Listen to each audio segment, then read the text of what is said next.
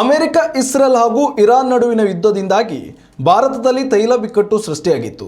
Hormuz ಜಲಸಂಧಿಯನ್ನು Iran ವಶಪಡಿಸಿಕೊಂಡ ಬಳಿಕ ತೈಲ ಹಾಗೂ ಅನಿಲ ಸರಬರಾಜು ಭಾರತಕ್ಕೆ ಕಷ್ಟವಾಗಿತ್ತು.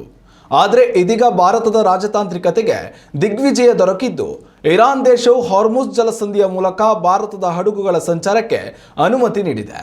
ಭಾರತದೊಂದಿಗೆ ಚೀನಾ, ಇರಾಕ್, ಪಾಕಿಸ್ತಾನ ಹಾಗೂ ರಷ್ಯಾಗಳಿಗೂ ಹಾರ್ಮುಜ್ ಜಲಸಂಧಿಯ ಸಂಚಾರವನ್ನು ಇರಾನ್ ಸುಗಮಗೊಳಿಸಿದೆ. ನಾವು ಮಿತ್ರ ರಾಷ್ಟ್ರಗಳು ಎಂದು ಭಾವಿಸುವ ಭಾರತ, ಪಾಕಿಸ್ತಾನ, ಚೀನಾ, ಇರಾಕ್ ಹಾಗೂ ರಷ್ಯಾ ದೇಶಗಳ ಹಡಗುಗಳ ಸಂಚಾರಕ್ಕೆ ಹಾರ್ಮುಜ್ ಜಲಸಂಧಿಯಲ್ಲಿ ಅನುಮತಿ ನೀಡಿದ್ದೇವೆ ಎಂದು ಇರಾನ್ ಸರ್ಕಾರ ಘೋಷಣೆ ಮಾಡಿದೆ.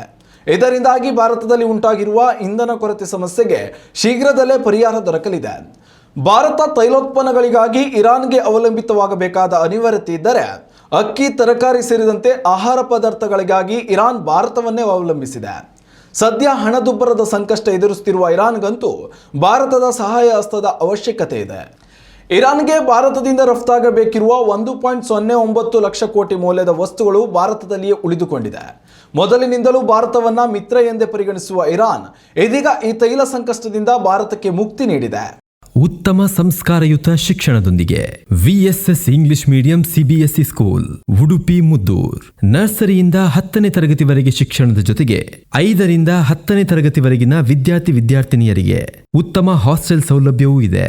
ನಿಮ್ಮ ಮಕ್ಕಳ ಪ್ರವೇಶಾತಿಗಾಗಿ ಈ ಸಂಖ್ಯೆಗೆ ಕರೆ ಮಾಡಿ.